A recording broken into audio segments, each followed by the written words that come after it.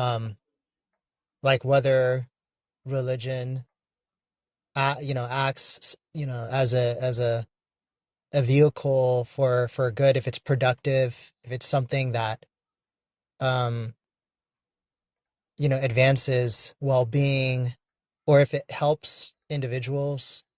Um, there's also like what you spoke about specifically is like this correlation between education and religion. And um, but as I think you were here earlier when Soshu mentioned that even in the Islamic world, in Islamic civilization, they had one of the most educated, intellectual civilizations of all time, perhaps. Um, I hate saying like, oh, it's like the greatest, but so it'll be up there. I mean, if it's not like the greatest, it's definitely up there. And it was a deeply religious civilization. I mean, it was an Islamic one. Um, so that seems to destroy, to severely undermine the thesis of like there being this correlation. I get the sentiment that we could say like, well, it's only a matter of time until human beings become enlightened to the point where they realize that religion is just irrelevant. Um, and you had something to that, I think, in like the Enlightenment, but even post Enlightenment, where with like the rise of science and technology, you would think like this becomes a time where more and more people stop believing in God. And I think some people argue that that has been the case. But what's interesting is in that you also find deep resistance. You find people becoming more religious. Like let's take Muslim communities. With Muslim communities or Muslim majority countries, um, the idea was that with the wave of secularism, Muslim communities are going to begin to like liberalize or secularize. They're going to become like watered down, and move away from like religion. And the interesting thing is that's not what you got in many of these Muslim majority countries. What you got was resistance. You got Muslims becoming more conservative. I mean, you saw what happened in Iran, for example. I think that was something that was just totally like the 79 revolution was something that was totally unexpected, I think, by political experts or politicians in the West. Um, so you have instances like that seems to undermine the thesis a little bit. I was attending a talk by a professor named Jonathan Haidt, and you can look him up. He's very well known. I think he's even kind of famous now. He's a very well known psychology professor at Yale. Um, so I heard him live give a talk about social media and the harmful effects of social media on people, but particularly um, the youth, like teenagers and younger. And he was talking about like how with social media, um, you have like and smartphones in particular, there's been an uptick, an increase in like suicides and you know uh, kids being claiming that they're depressed and all sorts of like psychological pernicious harms that have been associated. So we've seen an increase. And the interesting thing is he said the increase is much higher with girls, with younger girls than it is boys. I just thought that was interesting. Anyways, so he was using all this data that he's researched and he's collected over the years to make an argument that you shouldn't give your kids under the age of like 16, you shouldn't give them smartphones. And and and that and unfortunately, like, it's really ruining their life. I mean, he talked about depression, he talked about suicide, but he also talked about like the inability to kind of speak to each other. That kids are no longer like speaking to each other. They're kind of become more like individualistic, or they're just not able to talk to people in real life. So why am I talking about this in the context of atheism? Is because what one interesting thing he mentioned in the discussion is he said, you know, one thing that could help alleviate this is is for your kids to have a sense of community, and that's something that religion offers. So he was like, if you belong to a religion, it's good to try and go to like your congregational prayers or services, like when they meet, like for the church they meet on Sundays for prayer. For in Islam they meet on Fridays for congregation. So he was like, you need to have something like that for your kids, because that can actually help alleviate some of the effects. It's not going to completely get rid of it, but it's going to help. And you know, he was saying this as an atheist himself, which surprised me because he is an atheist. And he was like, even as an atheist, he takes his kids and his family to the synagogue. And when someone asked a question in the audience, and this is the last thing I'm going to say, when someone asked a question, she happened to be an atheist herself. She was like, "Look, I'm an atheist. So my question for you is, what if we don't have a church or a synagogue or anything like that that we belong to? Where do we go?" And he said, "Sadly, I don't really have anything. I can't offer anything as a replacement." He was like, "If you don't have anything," because he himself is an atheist. He was like, "If you don't have anything, there's not, you know, you can't really, there's nothing else you can do to replace that because that's essential." So I guess to bring it on home, to end my point, the point I'm trying to make here is, at the very least, it does seem like with religion, you do get some beneficial aspects that becomes very important, and it becomes especially important in this technological age that we're venturing into.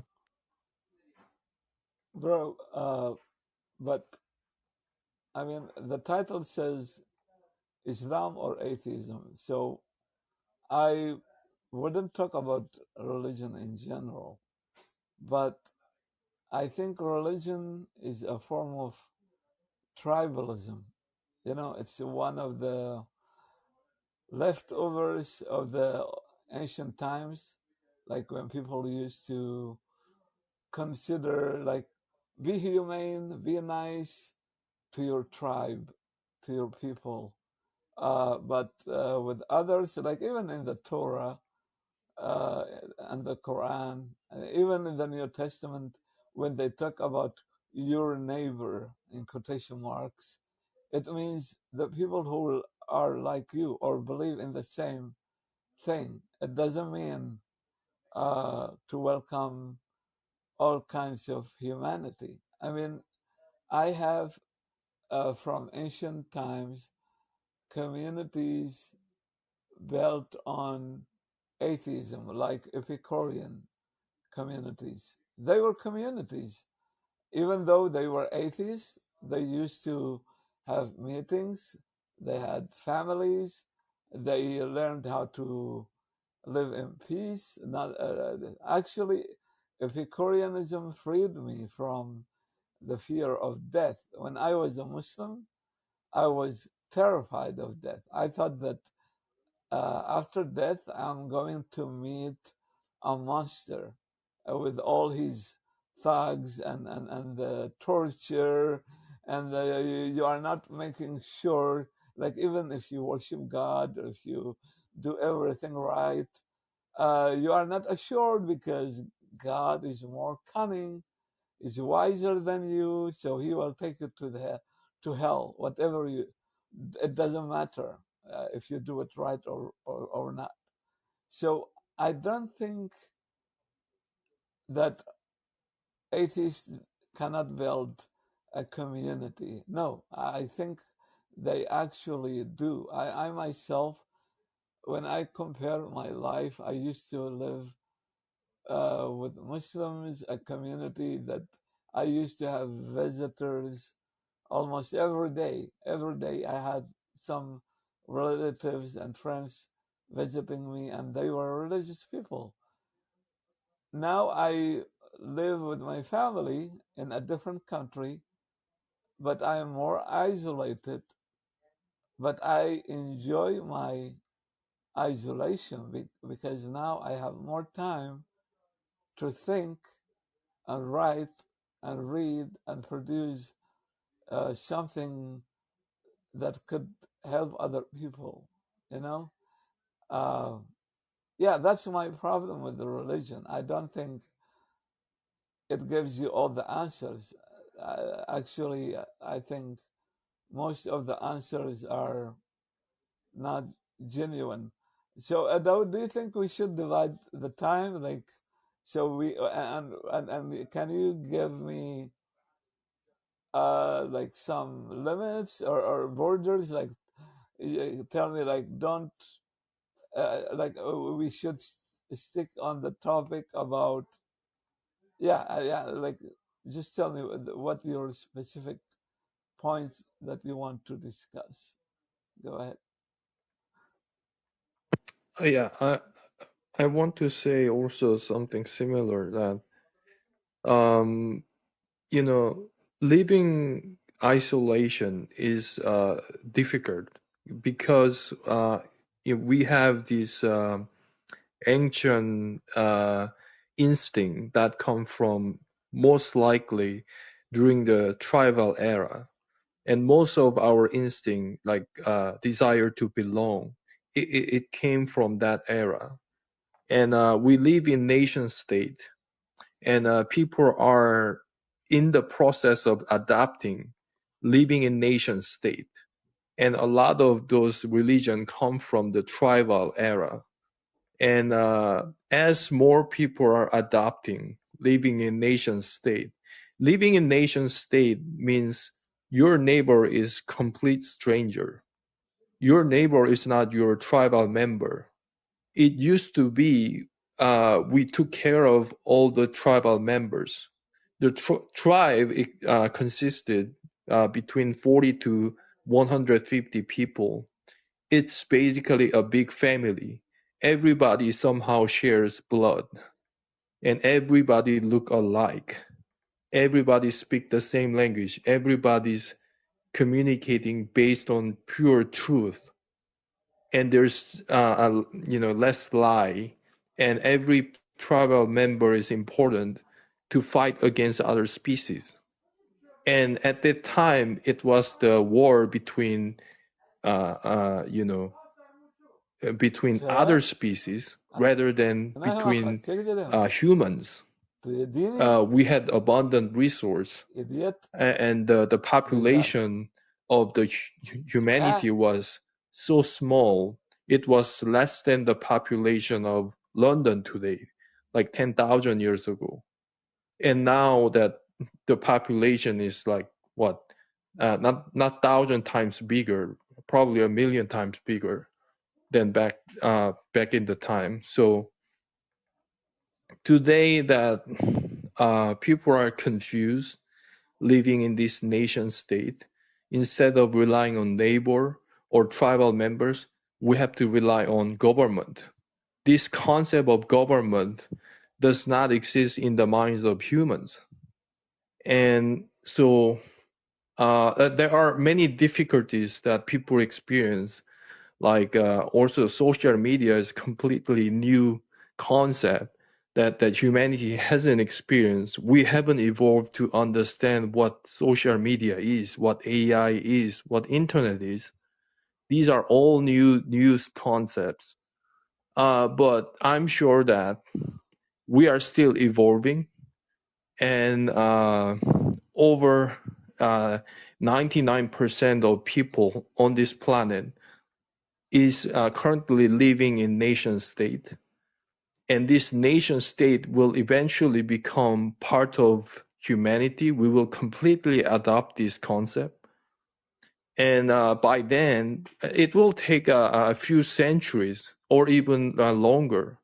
But by then, a lot of the concepts that came from the tribal era, such as religion, will not exist. It will be completely gone. We will be very different humans, in the future. A lot of the wisdoms and scriptures, what we have to do based on the Bible or Quran, are all from basing that as if we live in tribe. And but anybody can understand that if you live in a city, your neighbor is not your tribal member. You cannot rely on your neighbor. Your neighbor is complete stranger. A lot of things written in the Quran or Bible don't make any sense today.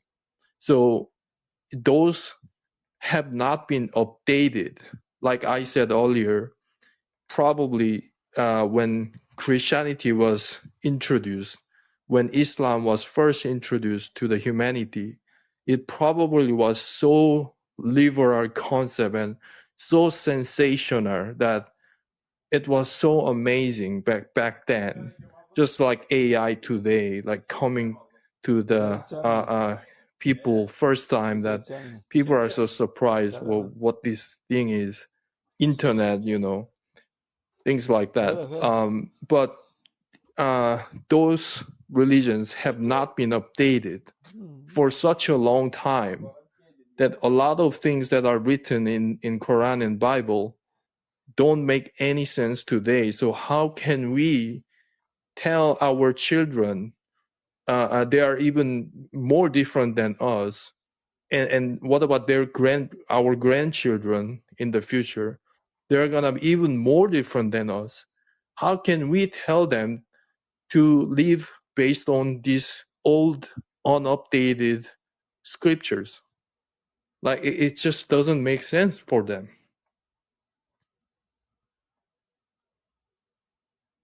I think you made good points, and I like what I mean. Yeah, it was a good thinking, and I haven't heard these ideas before, to be honest with you. And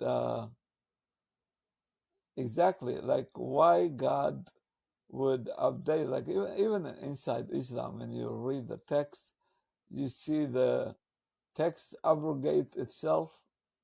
Like there are nasikh and mansukh, like the abrogation and the abrogated text in the same book. Okay, that itself is an evidence that humans need to change their laws. I mean, if the Sharia itself is abrogating itself, that means Quran should not be the last book or the last word of God. I mean, why God will shut his door forever for any improvement or change? I mean, these are some of the questions I ask Muslims, and I think the Baha'i religion, for example, is a good way for Muslims to go to. I mean, if a Muslim become a Baha'i believer, okay, Baha'is believe in Muhammad. They believe in the Quran too. They believe in the Torah. They believe in the Gospels, exactly like Muslims do. But they believe that the Quran is abrogated by the Baha'i faith. So it's a continuation. Okay, it's a kind of universal thinking, because this faith, even though I'm an atheist, I don't believe in God, but I'm just giving you an example that the Baha'i faith is more universal because it's appeared around the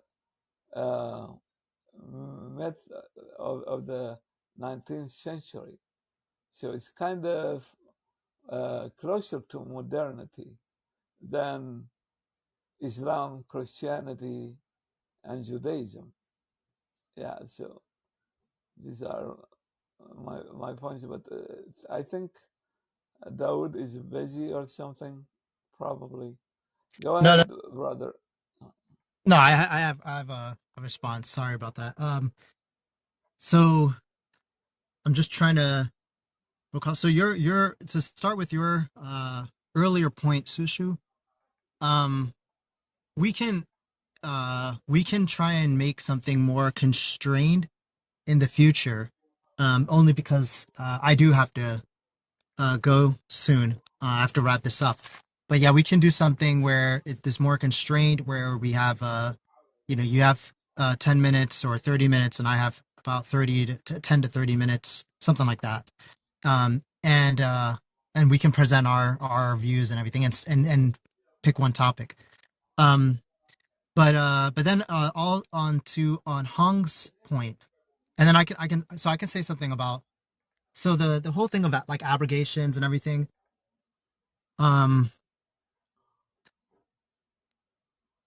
So I mean, so the thing is, I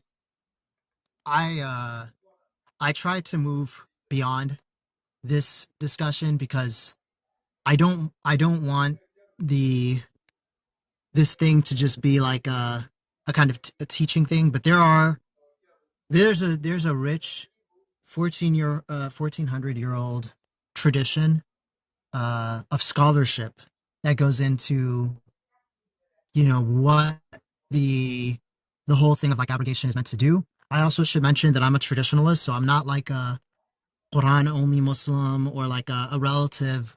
I find the Quran only Muslims to be relative or relativistic. I'm not that. So I come from, I do believe in like tradition. I do believe in like Islamic law. So all these things I think are filtered through Islamic law, which I find to be a means of also allowing Muslims to exercise reason. So I guess it really just goes back to like what kind of Islam we're talking about. Because I think the Islam that you have in mind is not the Islam that not only is it not the Islam that I adopt, it's not the Islam that most Muslims adopt. So many people talk about like how crazy Islam is or how barbaric or how like brutal and X, Y, and Z. And this is not an Islam that anyone adopts. I think it's like just the Islam that ISIS adopts. And even ISIS, I kind of feel like even ISIS would have like their own kind of like, I feel like they would still use in some way. So until we're willing to accept that, then and if we're willing to have a discussion on that and look through that seriously, then we can talk about that. But otherwise, I feel it's just going to be like otherwise you and I are just going to agree because the Islam that you have in mind and your reasons for rejecting that Islam is going to be something I agree with. But then to Hong's point, so you mentioned some good points that I think are neither here nor there for me personally. Some points. So for example, like the idea that this could just be based on tribalism and this is kind of like the origins of religion.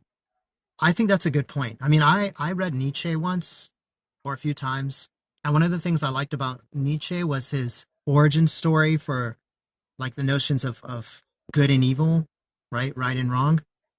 I actually liked it and I thought it was very interesting. But I don't think I can do much with it because it's just an origin story. And unless there's an argument that comes with it, I mean, unless you're saying like, well, given this origin story, Islam is not true, then I would need to see like some kind of justification. But even then, it's not clear why I can't have that origin story and at the same time say that Islam is true. But like Islam basically, was a final result of this lengthy evolutionary, process that also culminated in the origin story that you mentioned, and then it just continued. So, I don't know. Um, the last thing I want to say is the thing, all the things you were saying about the nation state. I strongly agree, but I would say that, and I was talking about this yesterday with Sosho. You can check back to the recording if you're interested, Hong. But I was saying all the things you were saying about the state. But the interesting thing is, I was arguing that this is why people need religion, because I think religion is essentially the thing that resists being like a byproduct of the state. I think the state has taken the place of religion. The state is basically God, the sovereign. Everything is subservient to the state. The state has its own revelation, which is basically the laws or its constitution. Um, And the interesting thing is that this has its own miracles, where you can suspend the laws of nature. So in the case of the state, you suspend the laws of the state through the state of exception. This is, I think, Agamben's idea.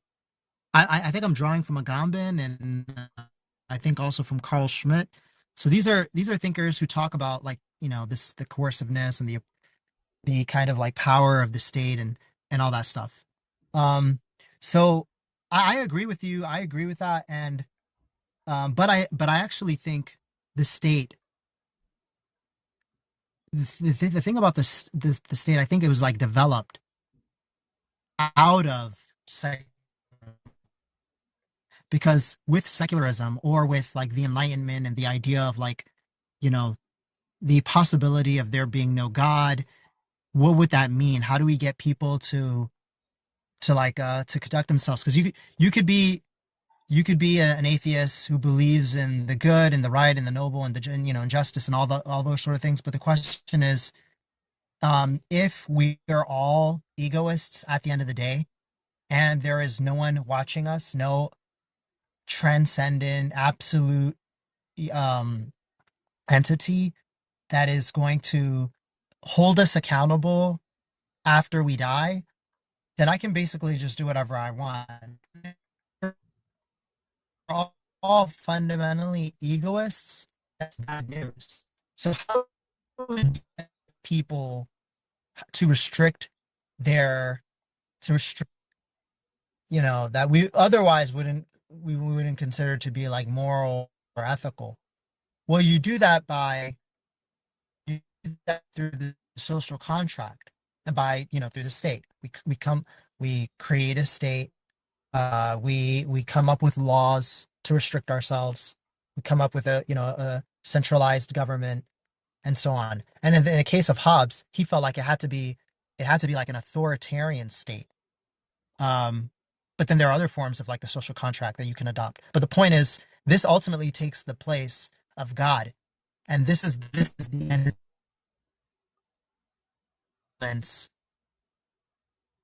not a moral law, uh, just the law, I guess. So, Bro, I have problem with what you are saying. Yeah, me either. I couldn't hear you fully, but I somehow No, understood. no, I have Some problem, words were missing. bro. I mean, I have problem in the sense that I don't see Dawud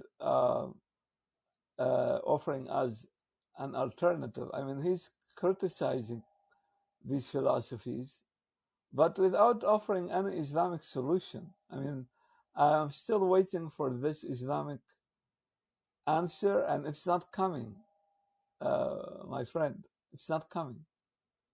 Go ahead. I wanna just say short that the newest version of Quran or Bible are already there. That is laws, and we have to behave, take action based on the laws. If I violate the rules in my country, I have to deal with the consequences. I'm not free. Like, who said that we are free? Like, who said that we can do whatever we want? I don't think so. I'm completely restricted by the laws of this country. I had I had to go to military when I was in my early 20. I'm now 40. It was a long time ago. Um, Back in the day when I went to the military, I realized that even my body wasn't mine. I was myself basically belonged to my nation, and not going to military, like they're gonna come after me and put me in the prison. So, like, who said that I'm free, that I can do whatever I want? I don't think so. Like, I'm not free. It's the same for anybody living in nation state. There are police, and they will literally catch you and put you in the jail if you violate the rules.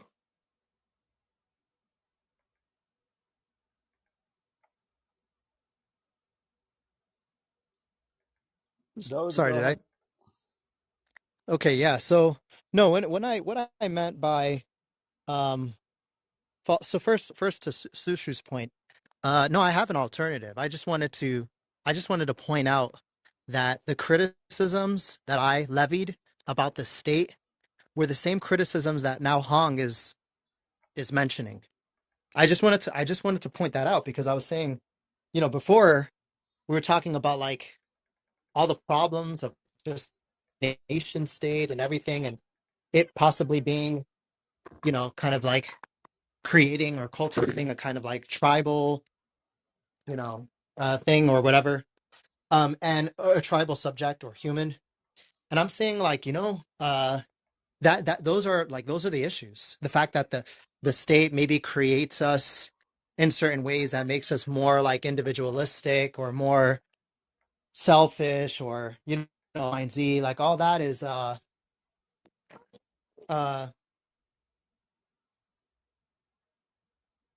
yeah, all of that is consistent with all the things I believe. But then I was saying like uh when we think of when I say like people having to abide by the laws, like ultimately without uh without religion, at the very least what you see is like a purely religious state. We'd have to make sense of the fact that people are just egoists, and that's a major premise that you may not necessarily accept. But if you accept the idea that we're all fundamentally egoists, that we are all just out for our own self-interests, which is what many social contract theorists, that's what they believed. People like Hobbes, right? That we're basically self-interested. Then the question is like, well, what tames our reckless and just limitless pursuit of that which advances our self-interest? Well, in the case of the state, it's the laws. And that's what you said. Like, well, you have to follow the laws. I agree. But this creates a kind of like a society that is purely legalistic and that I think neglects the role of culture, especially when the laws. Bro, why you insist to make radical answers? Like we either 100% egoist or we are 100%. I mean, why you cannot say like we are both? I mean, we are egotists, but at the same time we share. Like we want to help other people because that makes us feel good. So why don't you try to make a middle way? Like why the sharp answers? Go ahead. That's a good question. That's a very good question. I thought a lot about this. I think so in political theory and political science, you have different views on like how human beings are, how politics work. Um, I That's a good question. I do believe we are all egoists, and I guess I could just say like it's just my experience. What I feel really does capture or describe who we are. If you feel like no, you when you look in human history or your experience of human beings, you feel like no, we are more cooperative and we are more altruistic, just genuinely. And I don't see that. I mean, what's funny? People think that when Hobbes had held the view that we're all like self-interested, we're all egoists, that he kind of had this like state of nature vision of like, people before like governments. And it was rooted in his theological beliefs because he was a Christian, so he believed in the concept of like original sin. So it's interesting because although yes, I actually don't believe in original sin, I still believe.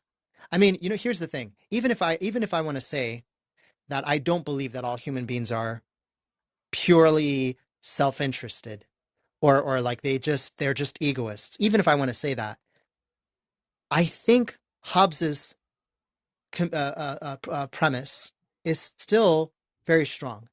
I think even if you want to say some people are cooperative, if there's enough people that are egoists, it still sets us up with a problem. And that's the same way I view internet. I think states are definitely Can I say best something way about, yeah, that's the so best way to understand international relations. Under as a mhm. yeah. Go ahead. Yeah, so either Quran or Bible, these are rules. Rules are written inside these books. So in a way, these are similar to laws, how it functions. But then back in the day, there was no way people to police everyone. Today we can do that. We have technology, we have ability to manage this police, and that we can distribute, as equally as possible all around the nation. And in case of the city, there are more police enforcement. But back in the day, that wasn't possible. So what people had to do, since they couldn't do policing, they had to come up with practice. So telling people, based on these rules, practice. Come to a church, and keep practicing. Every once in a while, come here, get reminded what this is. And that's how people get. People understand what are all these rules. But today we cannot do that. Lawyer can do that by studying like for such a long time. But if we try to educate all citizens, and the laws today are really complex, like 1,000 times more complex than what's written in the Quran or Bible. So, like the self-policing system through the practice can't work. That's why it is in this nation state we have police, we have the lawyers. So it's a more complex and advanced system compared to when the Quran came out to the people. And back then, that was such a revolutionary way to policing people. But today, it's not effective, you know. And also, since what's written in Quran is not anyway gonna be, written in modern laws. So over time, its effect will be diminished. Somehow that people believe in religion today, they need religion because it's process of adapting nation state. But over time, most people will adapt living in nation state. Therefore, they will not need such the tool that used to be useful, process of from the tribe to the nation state. And it's kind of like it kind of worked psychologically through the evolution that we needed something in the middle. But after complete evolution, that we completely adapt the nation state, the religion will not exist. Any type of religion, any type of this mysterious, powerful, thing that is policing you, watching you all the time.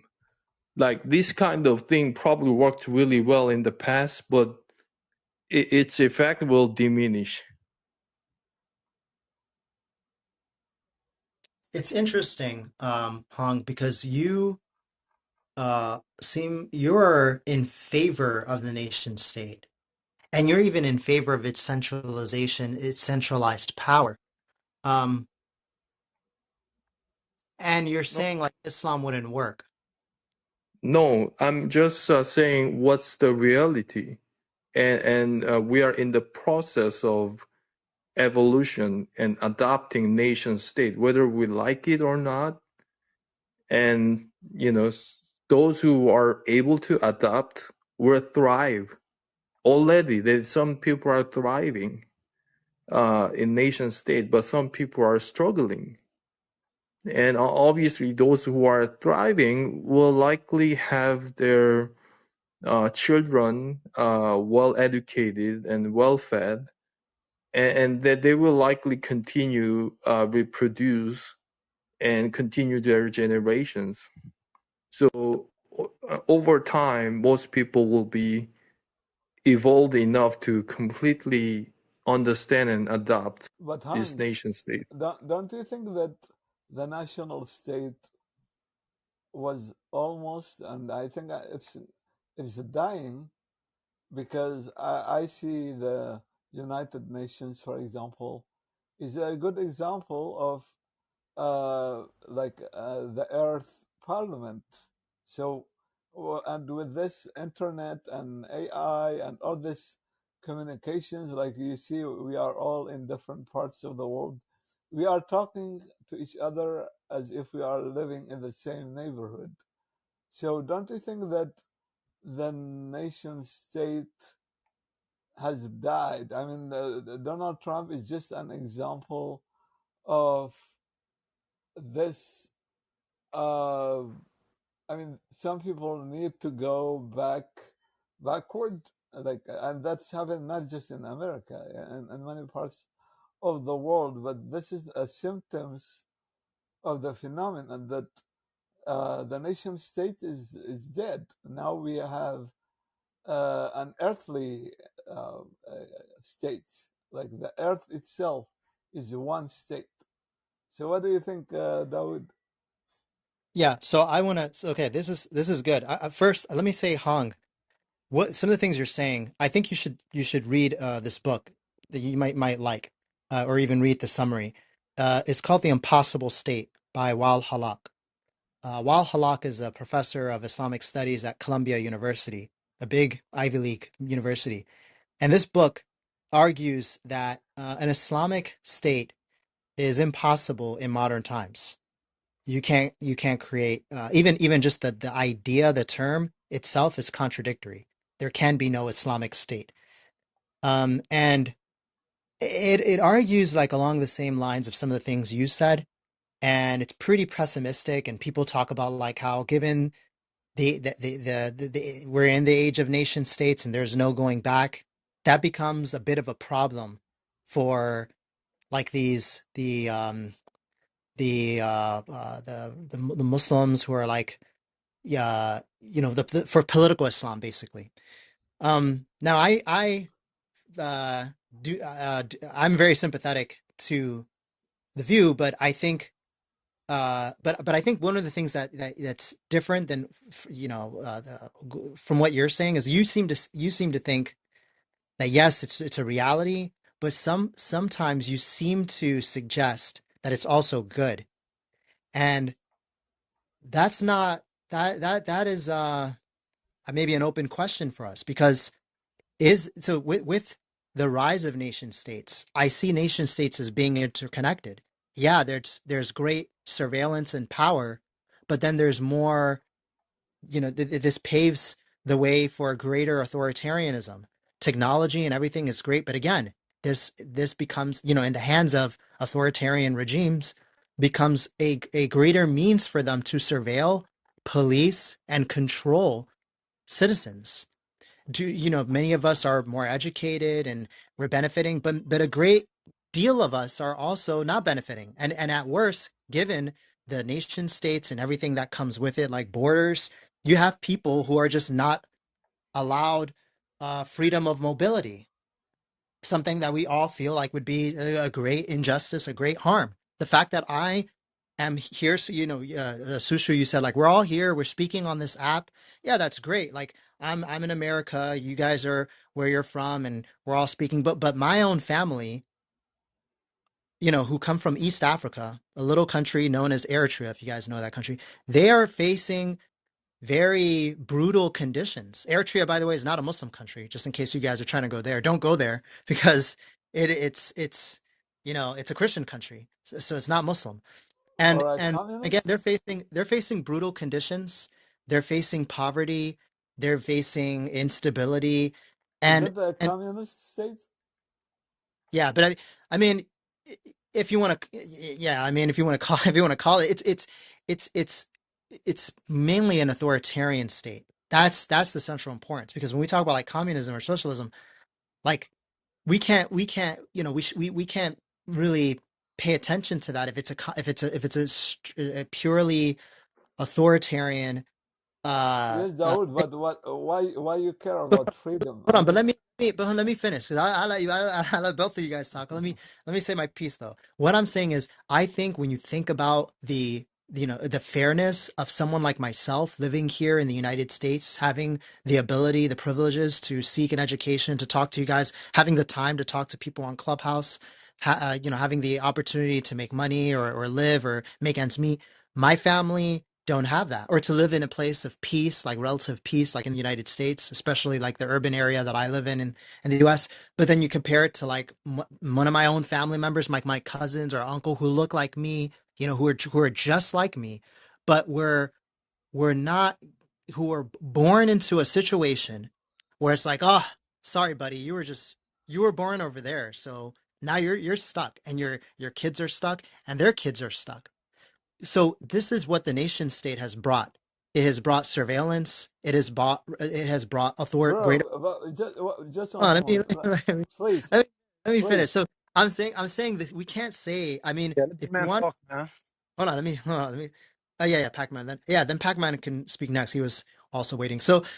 So I'm saying like we can't say so I'm really trying to be charitable and open here and think like, okay, maybe if you want to say Islam and the nation state system that we have currently is incompatible, yeah, I mean I am very sympathetic to that, but it's precisely because we've created this authoritarian and deeply unjust system known as the nation state. Are we going to go, Hung, you're saying like there's no way to go back.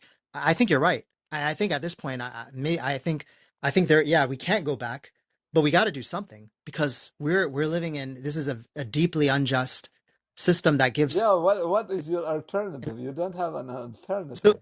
okay, but Can I say short and I have to leave? So yeah, I will just make a last comment.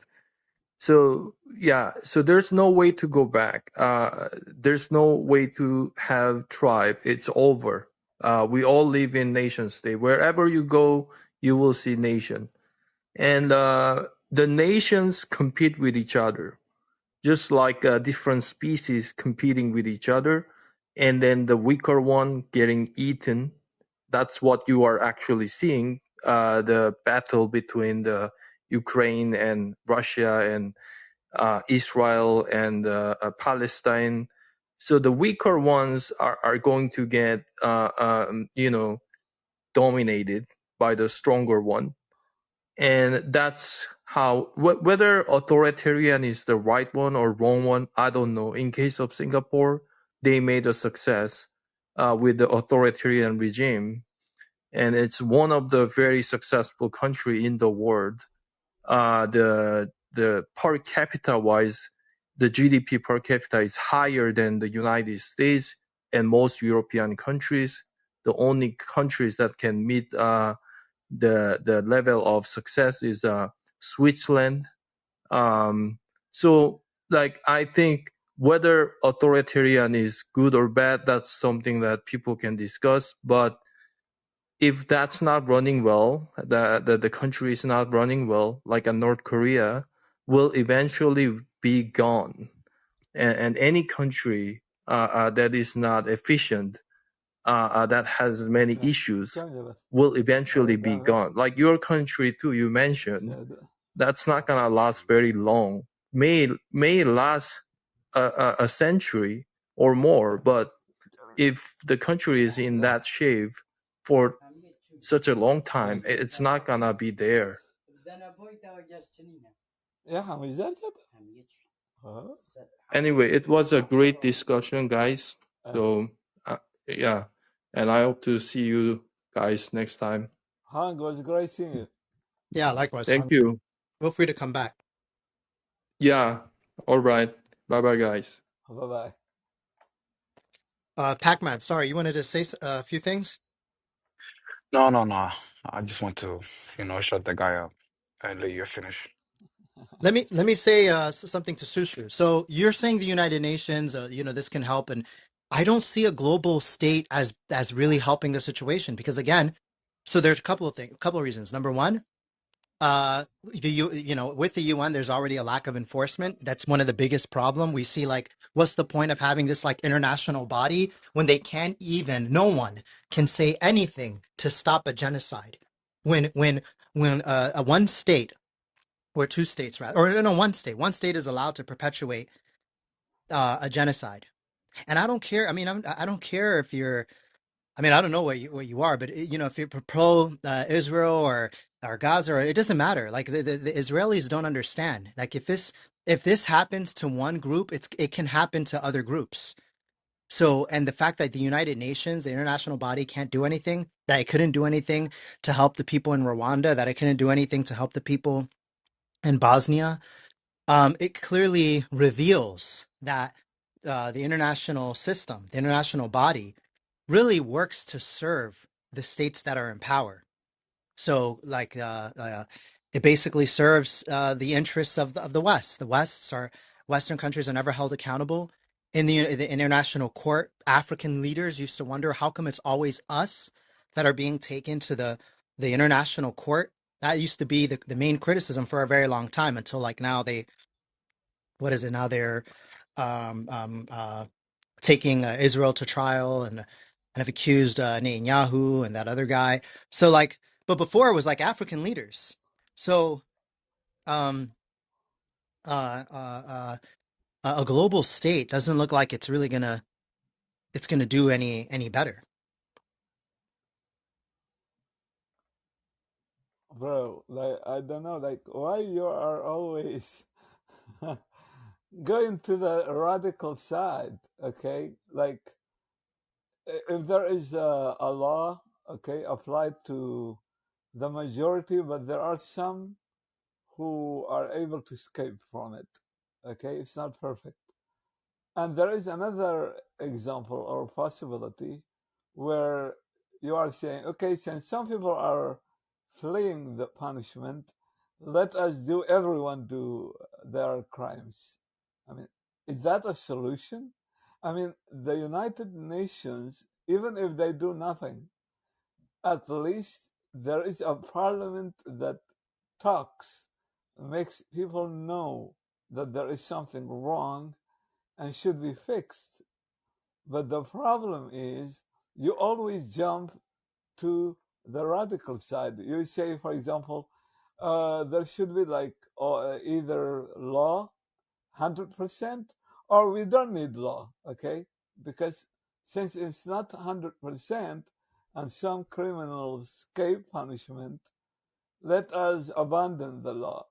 I mean, is that a logical thing to say? I don't think so. Go ahead. Yeah. So I'm not saying that. I'm not advocating for anarchy. But what I'm saying is, I mean, this is precisely the point. Everything that you're getting at. I wonder if you see this as like a consequence of atheism or the secularism that you're espousing, that you're trying to get at. Because remember, when you and I were discussing like a state and whether it should be based on Islamic principles or secular principles, I mean, I do think there has to be a way of taming egoism. And if you have, I mean, I can see why you would hold to secularism if you had a certain view of the world, one of which was premised on the idea of like universal cooperation among all species and human beings, and kind of like an inevitability toward peace and the functioning of like the United Nations. Or I'm not trying to just like just relentlessly deconstruct these institutions and systems just to say, well, let me just nitpick here and there. No, I'm saying like there are deep injustices that seems to be extensions from like when we think. That's why I said when we try to think about like an ideal theory and these principles implemented in the ideal sense, I think it leaves these problems open that would inevitably lead to the kinds of things that we're seeing now. If you have no way to tame, self and I mean in terms of like the states and in terms of like a global society and nation states and everything that Hong was talking about earlier, I actually agree with him. And I mean to be frank, I'm not even sure how religion would solve that. To be quite honest, because I think even it just seems like global states are in the state of nature, and there's just like no way around that. So I really don't know how, but at the very least, religion uh uh can tame individuals. I think you are coming to conclusions without offering any real substance, to be honest with you. And I'm looking forward to hearing from others also here. And thank you for letting us to speak freely here, Dawud. Thank you. I I agree with you. I feel like as thoughtful and considerate as Dawud can be, inherently the conclusions he tends to come to are extremely biased, probably because of your attachment, cultural, spiritually, familial, for whatever reason, to Islam. Um, so you, but you would have to explain so much more if you think secularism is the problem and there needs to be some religious foundation, which you haven't really proven that point. I don't see how religion eliminates the ego. If anything, it increases the ego because, oh, we have this revelation. We're the chosen, fill in the blank, right? We're destined by God, and given, endowed with the rights to do X, Y, Z, creates more ego. And then, but on top of that, even if you could prove it eliminates ego, well, then why Islam? I mean, there's thousands of religions, thousands of holy books, thousands of prophets for that matter, completely outside any scope of Abraham. So I think maybe perhaps you're just having an internal struggle on just an attempt to justify why even you are Islamic or a Muslim, potentially.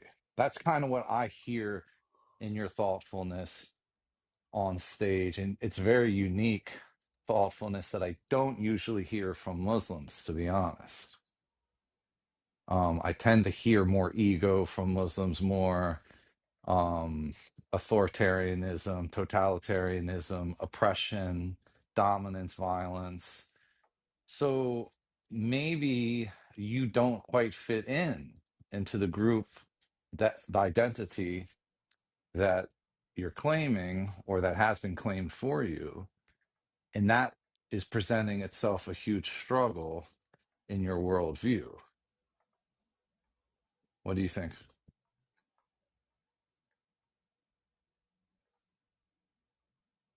Yeah, so I'm trying to think about. So no, I so let me the last point that you said. I mean, there are many Muslims who say the same thing as me, who are out there. I just mentioned. I mean, I mentioned Wal Halak, but I guess he's not Muslim. Um, I mean, there are many who don't see Islam as like authoritarian, or I mean, take somebody like Mehdi Hassan. I always tend to reference him or point to him as like someone who I really like and who's like in the public eye, and he's pretty popular and everything. Mehdi Hassan is, I think his view of Islam is very similar. But if you want like intellectuals or scholars, I mean, there are plenty. I can name them, but I don't know if you guys would know them. So like some people falsely accuse us of reformists, but you have to understand, when we're talking about like, oh, but you know, this isn't the Islam that we see like in the UK. They're not the grooming gangs, or this is not the Islam that we see like, you know, in the US, like maybe in the streets of Philly. Well, yeah, these are Islams that are that come from people of underprivileged backgrounds, disenfranchised people, immigrant people, people who are undereducated. So that can't, you know, that isn't like that isn't the best way. That's not the best way to try and understand an idea or philosophy. Like to better understand Christianity, I'm not going to go to the most disenfranchised, undereducated people and try and say like, well, let me try and learn or understand Christianity by observing them. I would go to other people and many Muslim Americans. I mean, actually, I'm sorry. I don't know if you guys have heard of Yasser Qadi. I always reference him as like a scholar that I really admire and trust. I guess Soshu has heard of him since he's doing that face. But he's somebody I think is very forward thinking and very educated, and he's leading a, you know, very, it seems a very thriving community, and now it's under a lot of pressure because of, I don't know, I guess some of the politicians who have highlighted it and who have drawn like awareness and everything. But Yasser Qadhi is a, you know, popular speaker and holds the same view. So that's one. The second thing about like not substantiating the things I'm saying, sorry, or like the differences between another religious state. I mean, I can't. So to differentiate, and I've said this to Christians who have come up on stage. I I can't. I'm not in the business of like differentiating between an Islamic state or a Christian state. That's not my business. I mean, I'm not I'm not here to go after Christians. I mean, why would I don't think Christians are, or any religion, to be honest, are particularly threatening. So religion by definition is a good thing in my eyes. So now maybe there's some religion out there that really does claim like that seems conceptually, I mean, that seems so absurd. I can't believe people attribute that to Islam. There's no such thing as a religion that believes in like, okay, like it wouldn't even survive. That's a cult. And I know jihadists, you and I have talked about cults, and I know you see Islam as a cult, but I think this what 100%. yeah, I know. 100%. If Yeah, if so if if if if if you leave the cult and become an apostate, that's calls for your death. I don't think there's a stronger definition of a cult. yeah, so we can go there to that topic too. But the point is that, so I'm not. So when you say like, well, so this is what you're saying. Your problem in challenging secularism is you're bringing forward Islam, but you're not separating Islam from other religions. Yeah, I don't see why I have to. If you want to say, if you want to be here and say, well, I represent Christianity, then we don't really have any issue. My main issue is the secular state and atheism and secularism. This But is but but what but this is what do you see as the main problems with secularism? And where's this? What injustice, just like roughly, do you see widespread within secularism? Yeah, I like to touch on that too.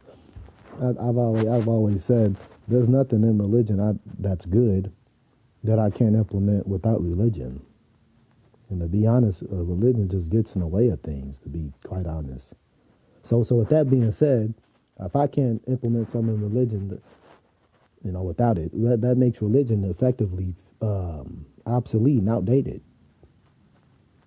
You see? okay. You said so what? Okay, so what in religion? I'm sorry. What in secularism? Many. Well, well, What in secularism is unjust, I guess, or that's why true. Tell me what. secularism so bad? Yeah. Okay, okay, but you guys you gotta let me please speak freely uninterrupted. So here is so there are many. First, the exclusion of religion. I think the redefining of religion itself, such that it is something that it can be separate from the person, something that is relegated to the private sphere. That's one thing. The fact that that when you go to the public sphere, you have to divorce yourself. I know, Susu, you're bothered by this, but but it's true. It's true. You have to, and we could talk about we could talk about examples, or we can talk about ideal instances of how we can try and have cases of like how we do religious or sorry, public deliberation by relegating our religious beliefs to the private sphere. I mean, what does that all mean? So that's one thing. The manifestation of the state, which Hong Yeah, but why you want to show us your prayer? Okay, Wait, like I'm I just don't want to curious. see your prayer, for Yeah, example. yeah, but can you give an example of how secularism relegates religion just to the private sphere? Like, what are like top three? Can we do point by point? Like, all right, so you said private, public sphere. What offends you about secularism and your inability to do what in the public sphere? So to like to engage in like religious deliberation. So if we think of a secular state, ideally, um, it would be governed by principles that everyone could come to agree to, and and the reasoning or deliberation would be something that that applies to institutions that everyone that if anyone wants to pass policies, laws, or anything, or raise issues, it has to filter through something known as like public reason. It has to be based on reasons that are public, that people would be that different people would be willing to accept, and cannot be rooted in one's like religious faith or one's revelation or anything like that. And this is something that I to be fair, I'm drawing from someone like Rawls, but other people. I mean, this is consistent with what anyone would envision in like a secular state. And you can try and add like, but Rawls tried his best to not exclude religious thought. So he included a kind of proviso, which said like, if people wanted to give reasons, if they wanted to engage in public deliberation or even debate for passing laws or policies or anything like that, you could mention something that is rooted in your religious faith, as long as you are even later are willing to give public reasons for those reasons. And he gives examples of how people like Martin Luther King or many of the leaders or activists during the civil rights movement or other movements, when they argued for passing laws or anything like that, or policies, they may have been religious, but they couched the things that they were pushing, the arguments or thoughts or ideas that they were pushing, in like secular terms, or terms of like public reason. And I think this becomes problematic because it robs a person of their very identity, and subtly imposes. Bro, you are not Wait, offering wait, anything. I mean, you are just wait, beating wait, around the bush. wait, hold on. You said give an example, so I'm giving one example. I'm giving one example. Real, no, but a real example, not a theoretical. Yeah, so I gave a real example of like someone like Martin Luther King, for example. So I'm saying like someone like him. Now I actually think he was allowed to uh, uh, to appeal to his religious faith. But the ideal is that he should he or I would say like, notice how he is redefined, and what he appealed to is like redefined in order to argue for a kind of normative framework. But I mean, if here's another concrete example. Let's take France. I mean, that's something that has been commonly debated and discussed. France and their banning of the burqa, or the veils. So Great here, idea. Great idea. here's an example of a secular state that imposes its own laws that seem to marginalize and target a particular religious group, and then other symbols of faith, particularly Christian symbols of faith, are accepted, but Okay, through the neutrality of, Dawud. Okay, let's come on, assume that you my always interrupt. bro. Let's assume my religion is telling me it's okay for you to tie your wife with a rope and bring her out like having a leash like a dog. It's okay in your religion, and I know it looks like having a slave behind you, and then you are telling me that this is okay just because it's called religious in quotation marks, because I know that France banned some religious symbols, not just for Muslims, even for Jews. Like if a Jewish guy, for example, in Turkey, that in Turkey too, secular Turkey before Erdogan, it was hijab was banned in the Supreme Court, but the Jewish cap and the Christian cross also were barred and banned. So to just say this law is against Muslims, I don't see this as a good evidence, bro. Go ahead.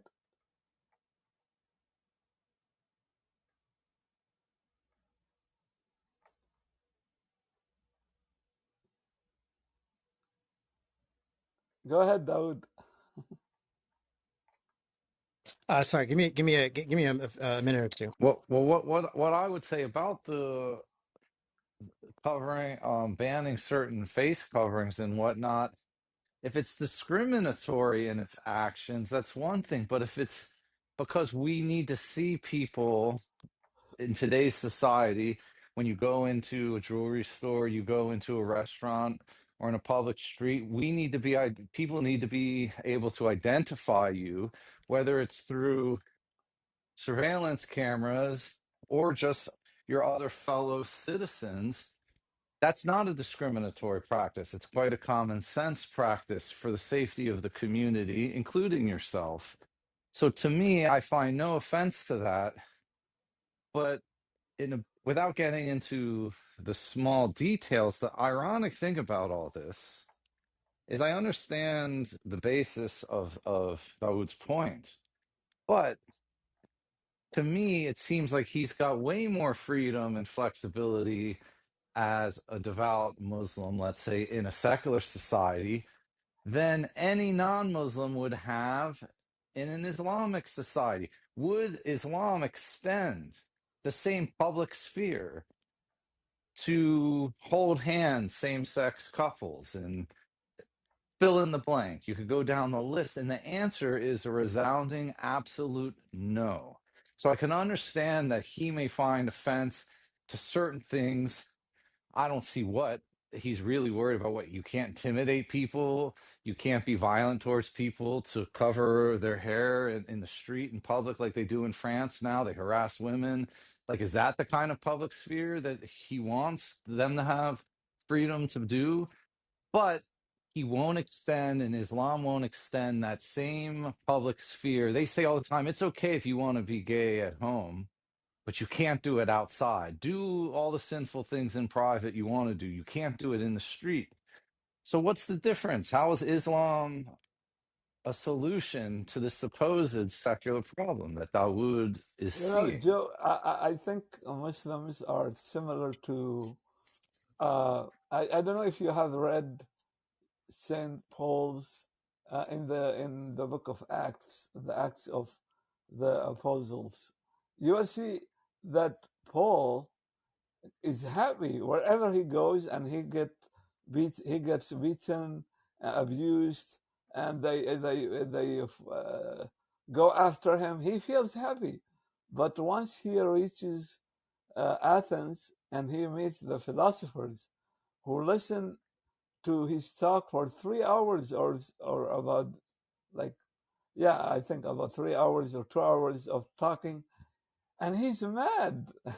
The guy doesn't like to live with a tolerant society. So I'm not saying all Muslims, but many Muslims do that. They feel happy when they are abused, when they are like, if somebody is racist against them or discriminate against them, they feel happy. Okay, oh, now I feel I'm a Muslim. But once he lives in a tolerant society that has no problem with Islam, you will see him sad. Okay, I don't think that a good thing. I think that's actually points uh, negatively to his faith. His faith is not as it should be. A strong faith will not fear anything. Will just live in any society. But a faith that is weak, yeah, will feel angry all the time. Go ahead, guys. Hey, so, Well, I would say the. Oh, sorry. Go ahead. I was going to say, you see, if you look at actual Islamic empires that existed, it's a completely different picture from the sort of conceptual purity or whatever of let's say the Muslim Brotherhood ideology. If you look at all those historical Islamic empires, they were far more tolerant than the projections made today out of an anti-Western sentiment that you see in the Muslim world and also amongst Muslims who live in the West. Not least because they do, of course, suffer from Islamophobia or enmity in societies in which they live. Let me. Actually, so I want to respond to that. But let me. I missed the question you asked, Juhadis. Can you say what you were saying again?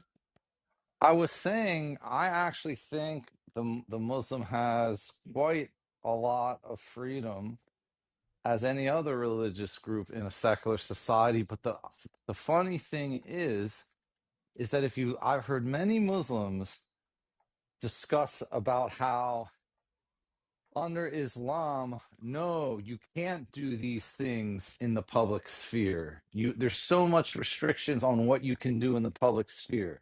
Oh, if you don't want to believe in Allah, you have to only express that privately. If you want to walk down same-sex couple in the street, no, can't do that either. So it's almost like you're ignoring the freedoms that you have as a religious person in secular society, while at the same time ignoring the lack of freedom that the non-religious people are going to have under the religious society, specifically in Islam as the best example, because it's far more strict, at least how it manifests in reality, um, in supposed Islamic states.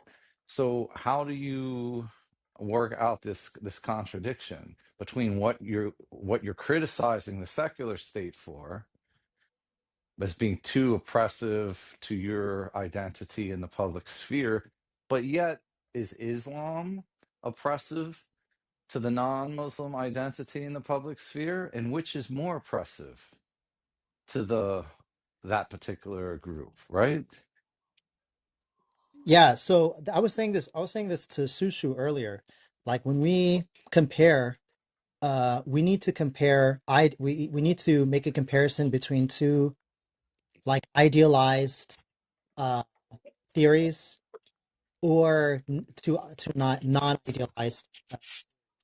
And the reason is because when we switch from like ideal to non-ideal, it gets messy to the point where we're not really pointing to anything. It becomes a very like sloppy comparative analysis. So what do I mean by non-ideal and ideal?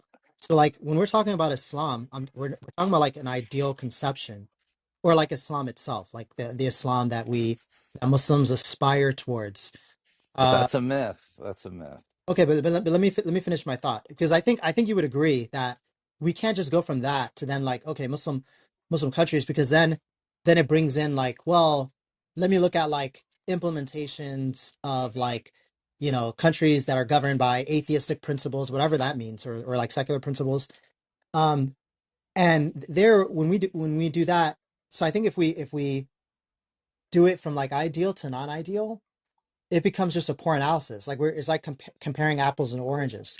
But even if we do like non-ideal to non-ideal, I feel like, so what I mean by non-ideal, I mean is like, okay, let's look at actual countries today. Reality And is what you mean by non-ideal, right? Reality. yeah, yeah. Then, because that's just a term that the political philosophers use, like ideal versus, and this is a big debate, by the way, whether we should do political philosophy by looking at ideal cases or non-ideal cases. That's actually a big debate. And you have very big prominent philosophers who argue like, no, we should be looking at non-ideal. And here's why I would say like, I'm fine with doing that. I'm perfectly fine. But I just think that gets into politics. We're no longer discussing political philosophy, like politics of like, how should a state be governed? What does a just state look like? I feel like now we're just talking about politics, like how do states, or how are countries actually governed, and you know what's going on and all that. And I'm fine with either because I like all of political science, but I think we just got to make sure we're not hopping around. Now the thing about like when you're saying, well, you know, the you know, we you know, let's look at, you know, countries on the ground, or like reality as you say, or states. What the way states are governed and the way states operate currently, even Muslim majority countries, I think are manifestations of secularism. So this is a fundamental premise that I hold. Now, if you disagree with me, I think we should just start there, because if you if you if you agree, then I feel like then it becomes unclear to me why you wouldn't agree that you know. Bro, so Steve, why please, the Ottomans in the please 16th? let me finish. Wait, hold on. Please let me finish. Let me finish, please. Let me finish. So I kind of lost my, my train of thought, but what I'm saying is if this is a fundamental premise, and I think if you accept this premise, it would be a lot easier for you to at least sympathize or understand where it is I'm coming from. If you don't, then I think for me, I don't mind talking about this premise. So like the when it's precisely because we as Muslims or political thinkers who take this view, when we see what's going on in Muslim countries, we see those countries as acting out results that emerge from secular principles. The state, and this is if Hong, that gentleman who was here from South Korea, who was talking about the state, if he was here, I think he would at least, yeah, he's an atheist, so he wouldn't agree with me completely, but I think he would back me up in his understanding of the state, which is ironically an understanding that I share. I think the state is ultimately coercive. I think the state is ultimately centralized. I think the state is interconnected, so it interconnects and it legitimizes other nation states. And then I think for the state, everything is subservient to the state, Bro, I including, think, please let me finish, including religious law. So what does that mean? That means for state actors, state leaders, uh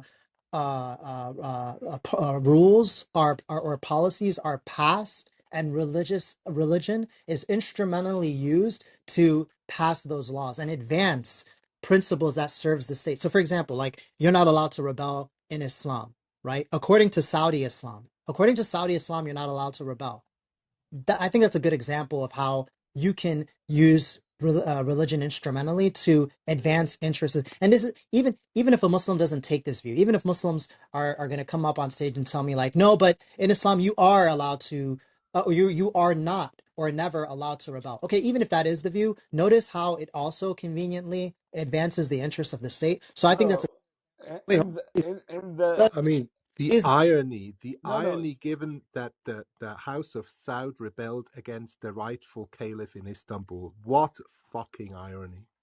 and exactly. So yes, so and there are many examples of like, you know, women not allowed to drive, or and many examples in Sudan and other countries. So the point is, this is always what you're going to have, and but I think this was born out of secularism that legitimized states, where states legitimize each other through legal quote unquote neutral norms.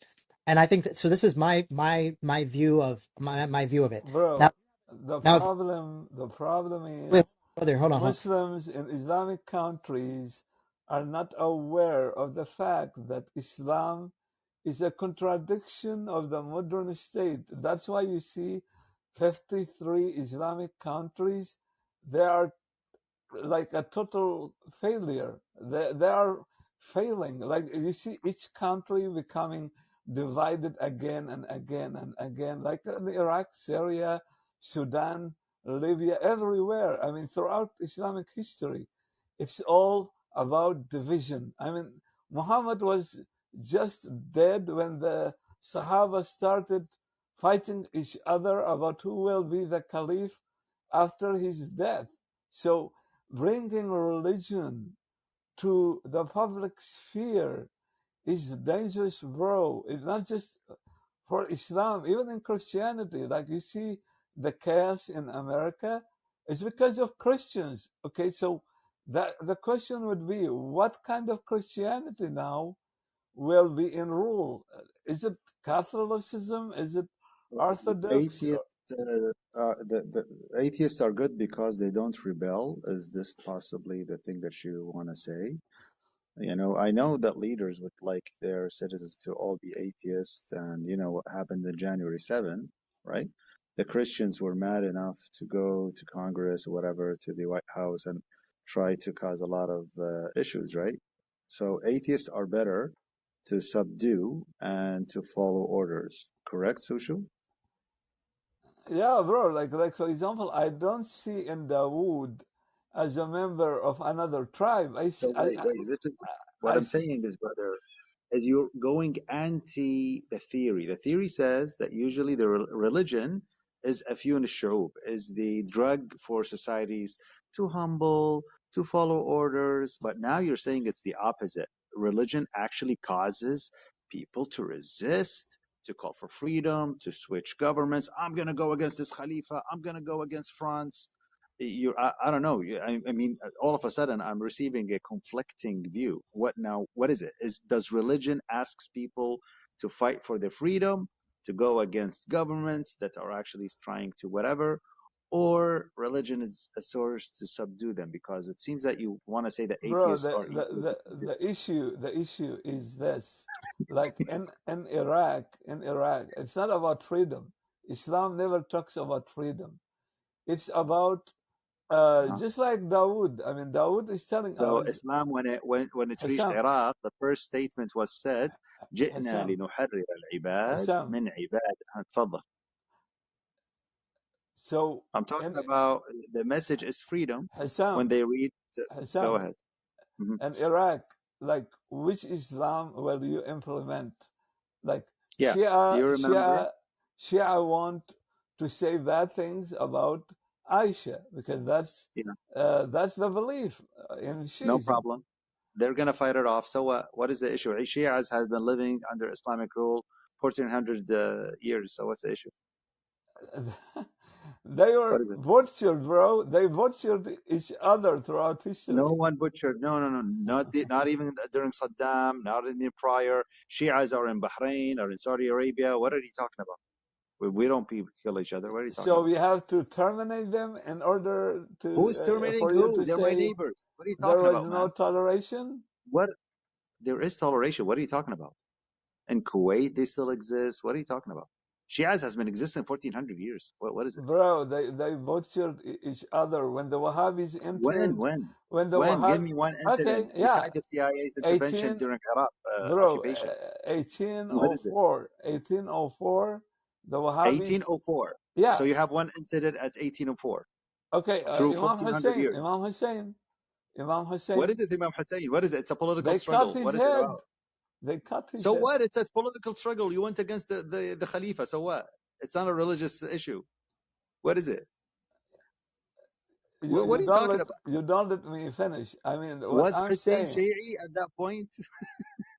no, because Al-Hassan, okay, Al-Hassan accepted from Muawiyah to get faith Yeah. So he's and a stay Shi'i and home. accepted the Muawiyah. Okay. So But at this then point, bro, this Hussein goes changed his into. mind. So So what? So it's a bringing, political struggle, bro, not a listen, religious struggle. go Hey ahead. You're guys, I proving think my point. we're getting a Islam little promotes derailed here. resistance.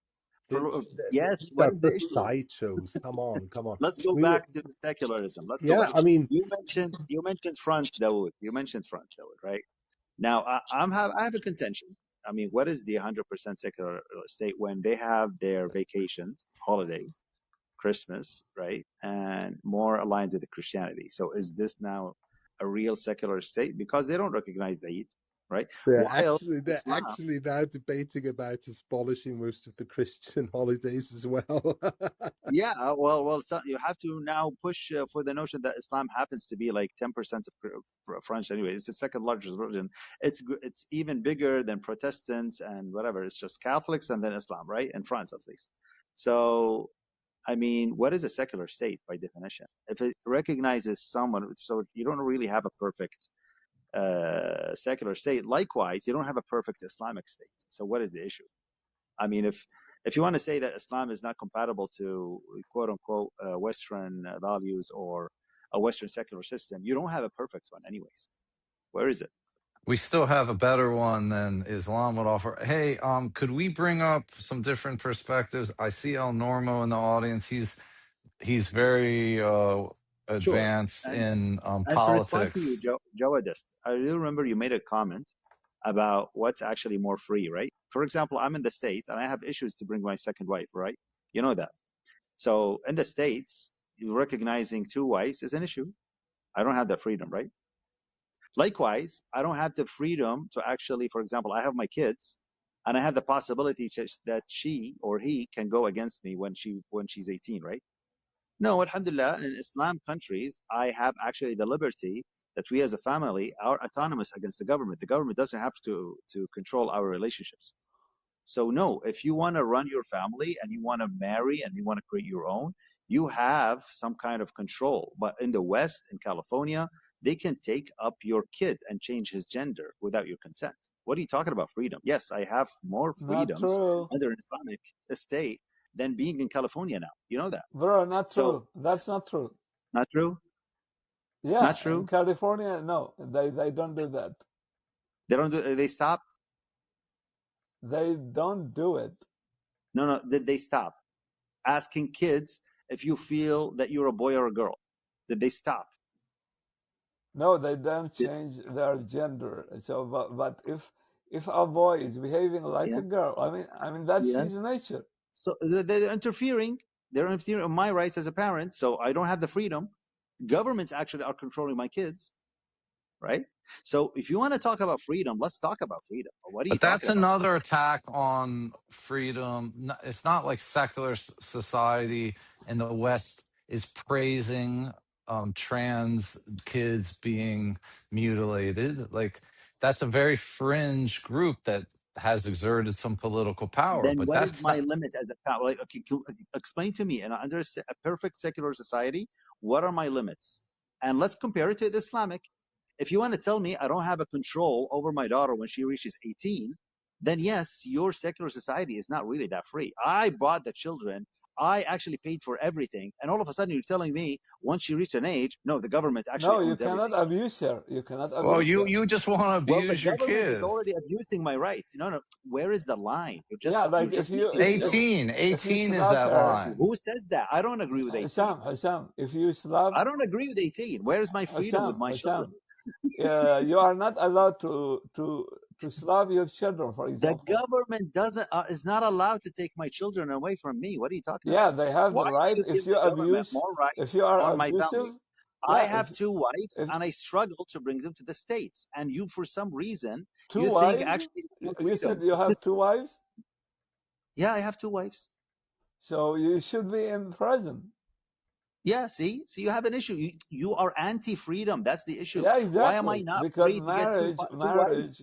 marriage The two wives are consenting. They're is having between fun. two people You only. have issues.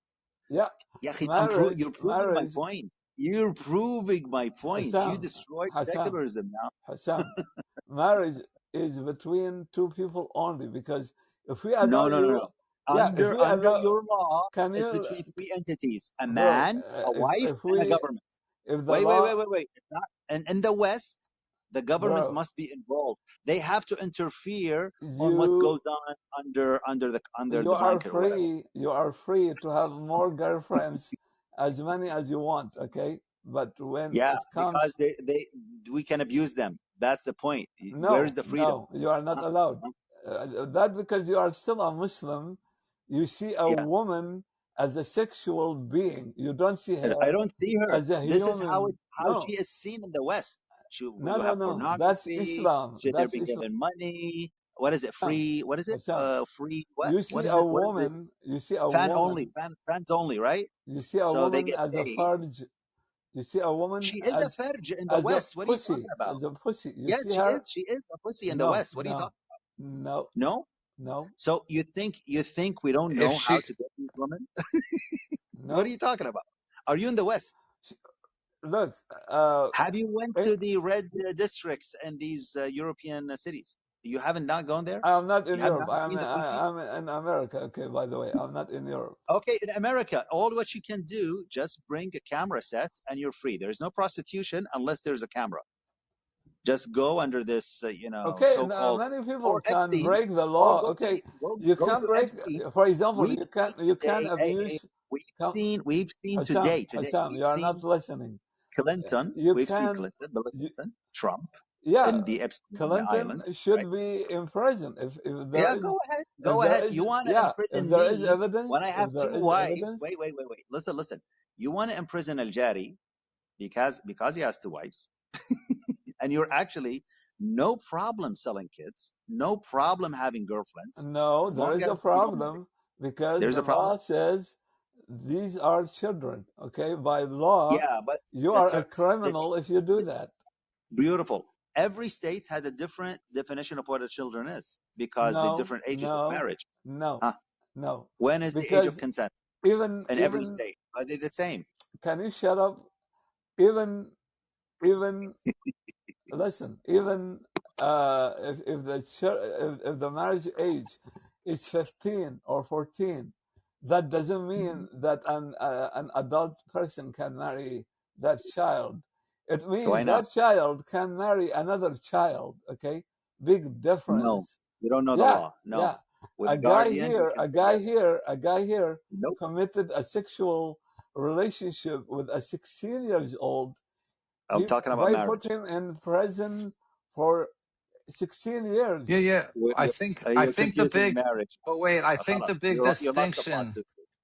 wait, but the big distinction is in the West, these laws are done through democratic representation and they're Yeah, subject to change. Under a religious yeah. law, they can never be changed. It's whatever Alhamdulillah. was given in 2,000 years ago in this Alhamdulillah.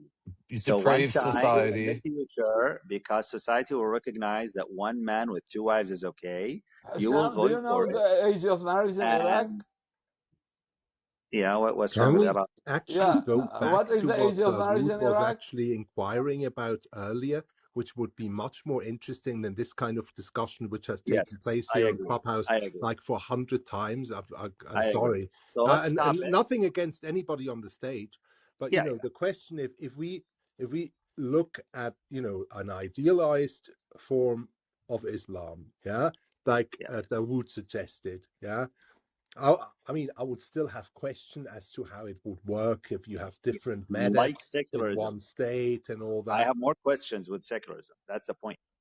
No, because Because Okay. what is the Islam limit? is all about raping women. That's Oh, all. come on. No, sorry. I mean, come on. Socho is That's Yeah, I Islamophobe. mean, absolutely. Can he go down? that's Come on. all. Khalas, If you let's are let him go down. religious, if you are He's going to religious, repeat the you same are okay Islamophobe with stuff. rape. Let's question End of secularism. Socho, discussion. can you go down? Can you go down? You're just an Islamophobe. Nothing really added here.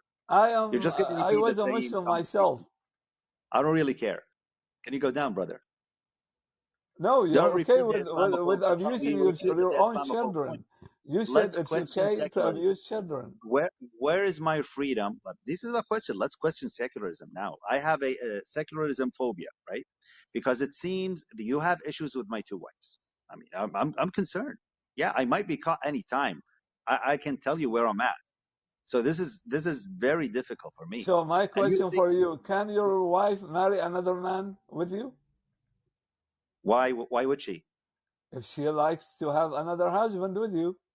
Khalas, if she wants, she can go. She can Oh, go to the she's state, got her buy it. hands full with Al Jari already. She's not going to want another one, I can tell you Of course, that. it's Al Jari. What are you talking about? Who's gonna go with, for a better than Al Jari, brother? You probably have issues, social. This is on you.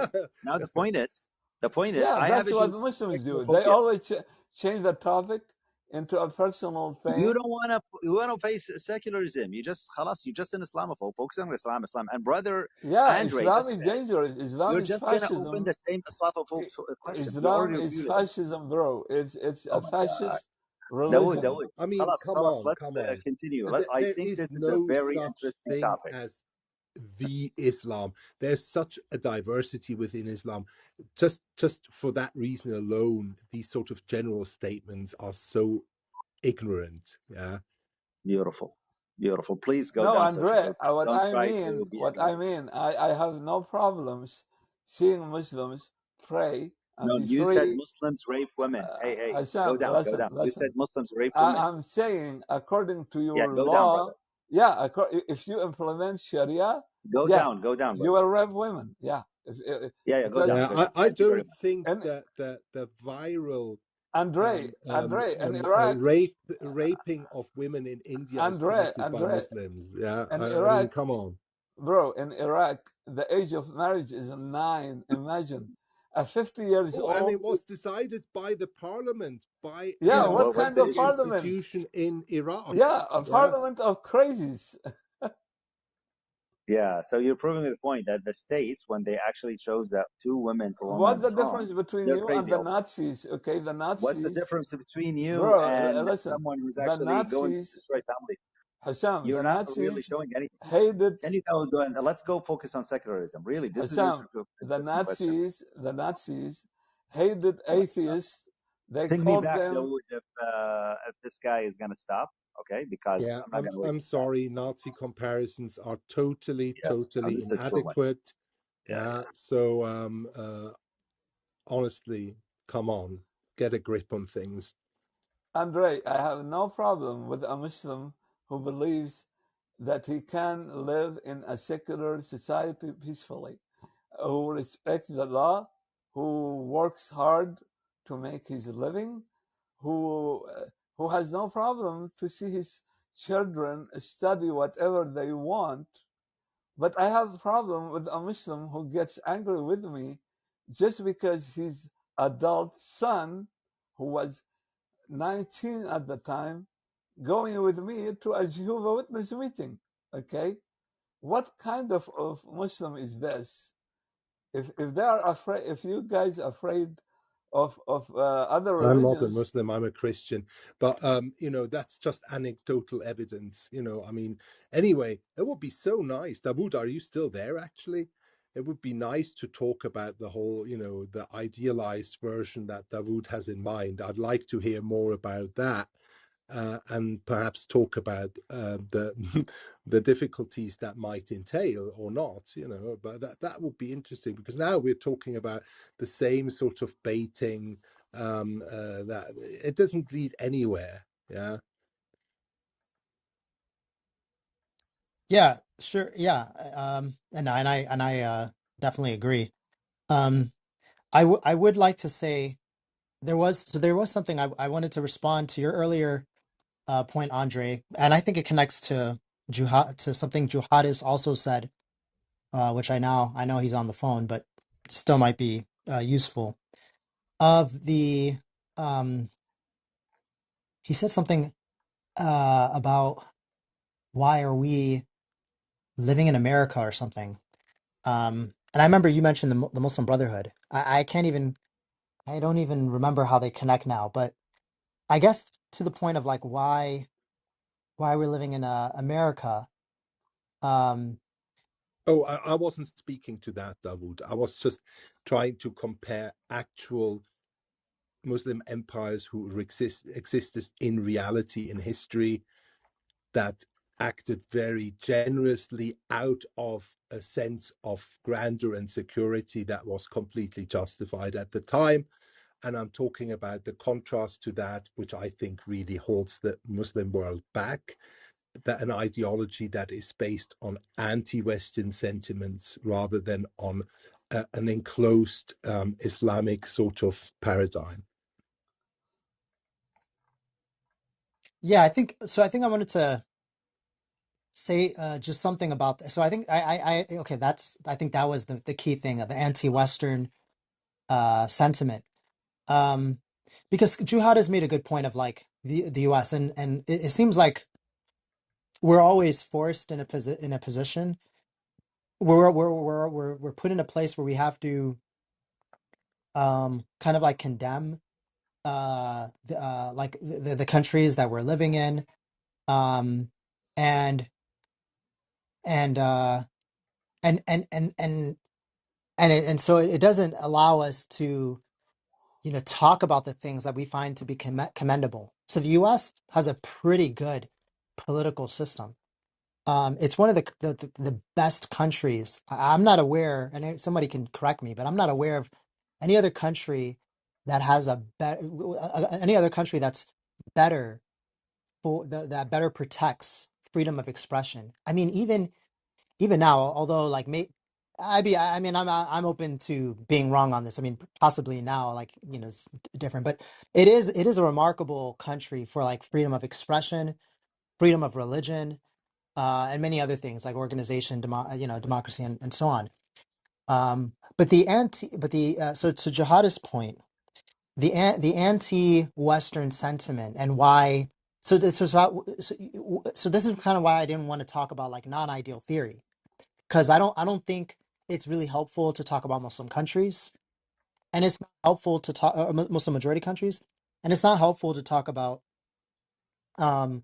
like quote unquote secular countries or like the U.S. because I'm like, well, I don't know if I can even say that it really represents a secular country.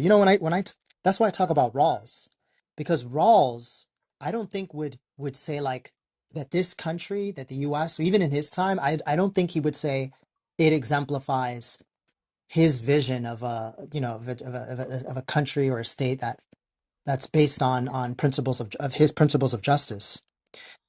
So yeah, so that's one thing. Where the anti so when we do talk about the countries where the anti-Western sentiment is coming from is that yeah, I do, yeah, after all the things I said about how great the country is and even why am I still here and why I'm living here, it's because I recognize that although I'm living here comfortably and I have gotten so many blessings and opportunities, that my neighbor next door, who's either in Mexico or right across the border or even across the ocean, and people who look like me in East Africa and Eritrea and other countries, um, the global South, they're miserable.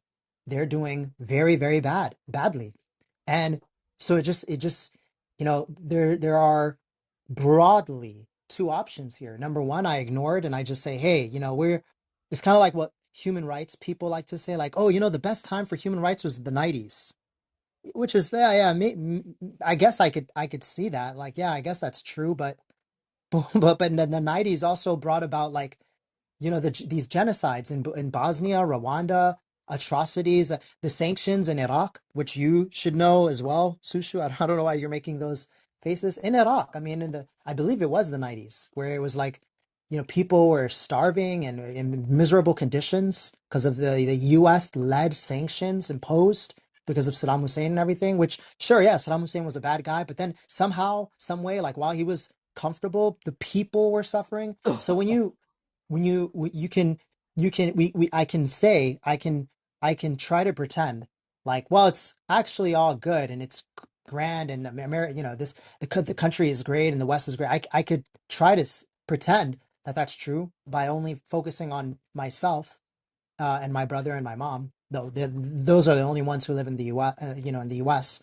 um Talk about open borders, or I can say, well, let me see how U.S. foreign policy, Western foreign policy, how it affects other people. Like who has to sacrifice, who has to be sacrificed in order for me to have electricity, fresh water, all the wealth and privileges, and to be. And this is not a Muslim or Christian or atheist thing. Even if you're atheist, you shouldn't disagree just because you don't like me or just because you don't like Islam.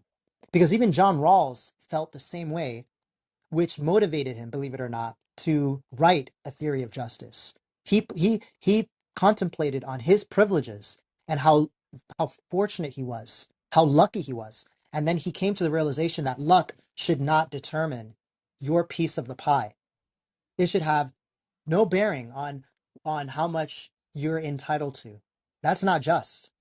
And I, even if he's an atheist, I very much respect that because he was thinking like that. So that's what motivates uh where I'm coming from when I think about this. So if we want to say like, well, the USA, I used to think about like, yeah, but USA aid, the US is providing a lot of aid, and yeah, but they're like who you call, Not anymore.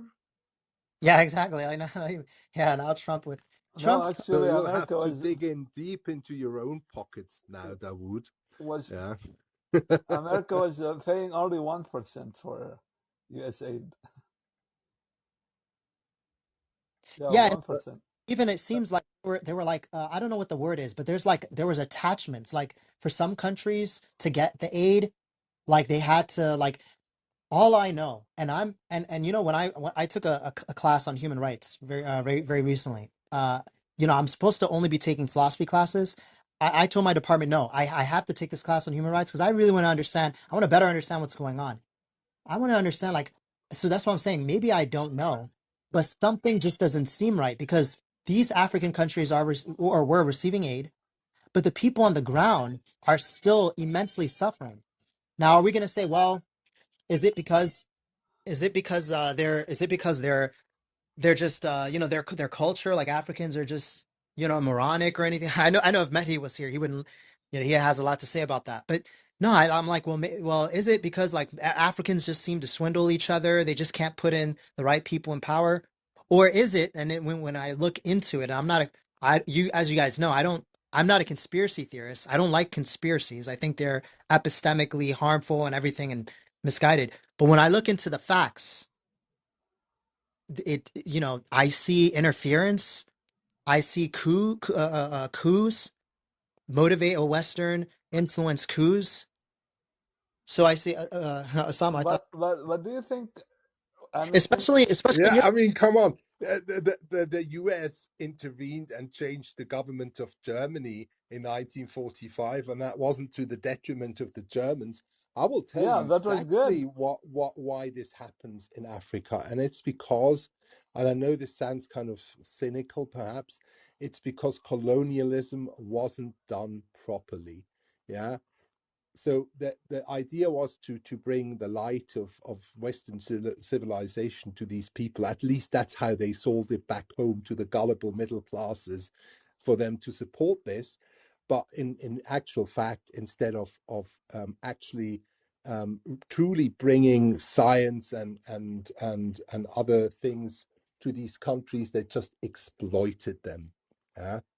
big big time, and committed horrible atrocities like in the Congo, yeah, and drew maps that would pit these countries and people within those countries against each other.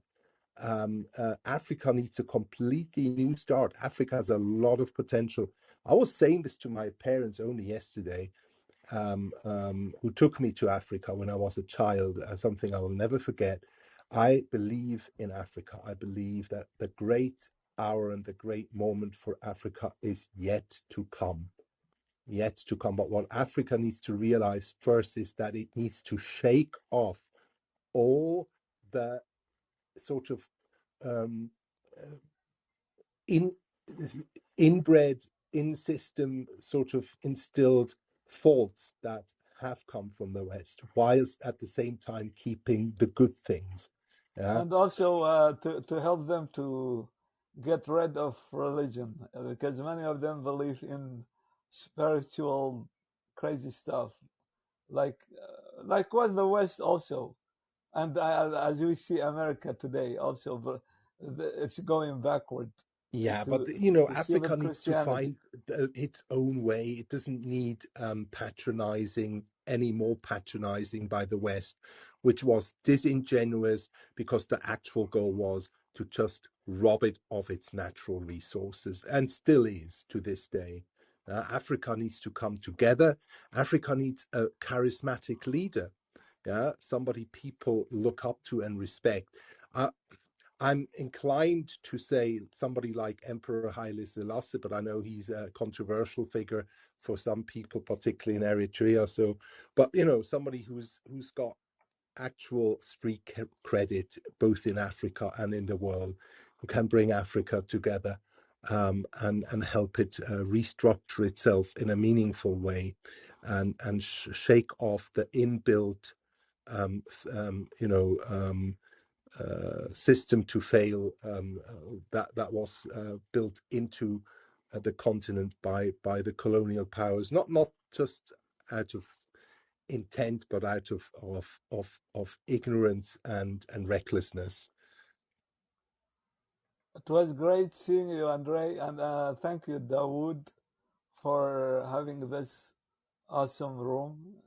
You are very kind, and also I say thank to everyone here, because I have to leave. And so thank you, Dawud, again. Thank you, everyone. Sure, anytime. Feel free to come back. Um, no, yeah, I mean that's very well said, Andre, and yeah, I think so.